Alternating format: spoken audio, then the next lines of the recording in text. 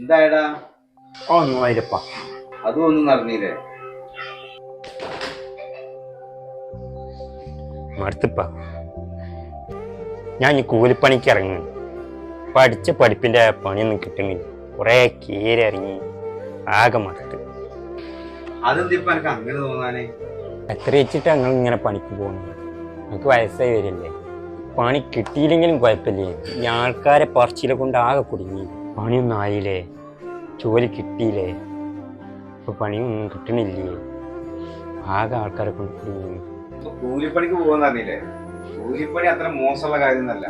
ഈ കൂലിപ്പണി എടുത്തുകൊണ്ടാണ് അന്നെ ഞാൻ ഈ പഠിപ്പിച്ചതും ഈ പെരിയും കൂടിയൊക്കെ ഉണ്ടാക്കിയതും നമ്മൾ 2-3 പെൺകുട്ടികളെ കെട്ടിച്ചു വിട്ടതൊക്കെ.